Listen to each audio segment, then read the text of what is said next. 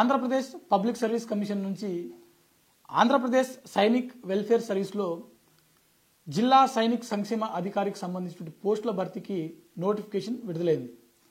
So ఈ నేపథ్యంలో ఈ పోస్టులకు సంబంధించిన దరఖాస్తు ప్రక్రియ ఎప్పటి నుంచి మొదలు కానుంది, అలాగే ఈ పోస్టులకు సంబంధించిన కనీస విద్యార్హతలు ఏంటి, ఏజ్ లిమిట్ అంటే ఎంతవరకు వయసు ఉన్నటువంటి అభ్యర్థులు ఈ పోస్టులకు దరఖాస్తు చేసుకోవచ్చు, అదేవిధంగా ఈ పోస్టులకు సంబంధించిన ఎంపిక ప్రక్రియ ఏ విధంగా ఉంటుంది, దాంతోపాటుగా ఎగ్జామినేషన్ ప్యాటర్ను మరీ ముఖ్యంగా సిలబస్ సంబంధించిన అంశాలు పూర్తి అంశాలను ఈ వీడియోలో తెలుసుకునే ప్రయత్నం చేద్దాం. ముందుగా ఈ వీడియోని చూస్తున్నటువంటి ప్రతి ఒక్కరు కూడా ఈ వీడియోని తప్పకుండా లైక్ చేయండి. అలాగే సాక్షి ఎడ్యుకేషన్ని మీరు ఇంకా సబ్స్క్రైబ్ చేసుకోకపోతే ఇప్పుడే సబ్స్క్రైబ్ చేసుకోండి. అయితే ఈ పోస్టులకు సంబంధించిన దరఖాస్తు ప్రక్రియ చూసినట్లయితే అక్టోబర్ 9 నుంచి అక్టోబర్ 29 వరకు, నెక్స్ట్ మంత్ అక్టోబర్ ఏదైతే ఉందో అక్టోబర్ 9 నుంచి 29 వరకు దీనికి సంబంధించిన దరఖాస్తు ప్రక్రియ మనకు అందుబాటులో ఉంటుంది.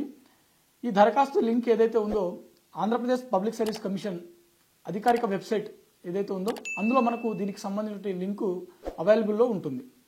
అయితే ఏజ్ లిమిట్ చూసినట్లయితే అభ్యర్థులకు గరిష్టంగా 52 సంవత్సరాలు వచ్చిన వారు కూడా ఈ పోస్టులకు దరఖాస్తు చేసుకోవడానికి ఎలిజిబుల్. అంటే గరిష్టంగా 52 సంవత్సరాలు వచ్చే వరకు కూడా అభ్యర్థులు ఎవరైతే ఉన్నారో వారందరూ కూడా ఈ పోస్టులకు దరఖాస్తు చేసుకోవచ్చు.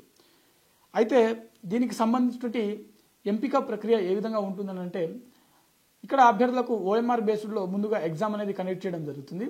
ఇందులో మనకు మొత్తం 3 పేపర్లు ఉంటాయి. ప్రతి పేపర్ కూడా 150 మార్కులకు గాను 150 ప్రశ్నలకు గాను మనకు నిర్వహించడం జరుగుతుంది. అంటే ఓవరాల్గా మనకు 450 మార్కులకు ఈ రిటర్న్ ఎగ్జామ్ అనేది కండక్ట్ చేయడం జరుగుతుంది.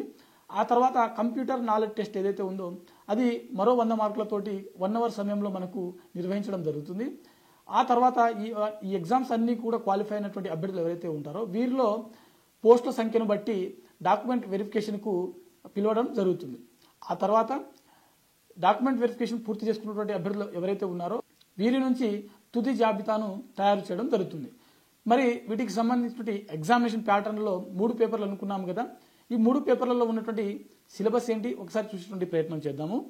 పేపర్ 1 వచ్చేసరికి జనరల్ స్టడీస్ మరియు మెంటల్ అబిలిటీ. పేపర్ 1లో మనకు జనరల్ స్టడీస్ మరియు మెంటల్ అబిలిటీకి సంబంధించిన ప్రశ్నలు ఉంటాయి. ఇందులో మేజర్గా మనకు Indian history, Indian polity, Indian economy, Andhra Pradesh history, Andhra Pradesh culture మరియు ఆంధ్రప్రదేశ్ ఎకానమీ, అలాగే జనరల్ సైన్స్ మరియు ఇండియన్ జాగ్రఫీ, ఆంధ్రప్రదేశ్ జాగ్రఫీ, వీటి నుంచి మనకు ప్రశ్నలు వచ్చేటువంటి అవకాశం ఉంటుంది. అదేవిధంగా ఈ పేపర్ 1లోనే మనకు కరెంట్ అఫైర్స్ ప్లస్ రీజనింగ్ మరియు మెంటల్ అబిలిటీకి సంబంధించిన ప్రశ్నలు కూడా ఈ పేపర్ 1లోనే మనకు అడగడానికి అవకాశం ఉంది.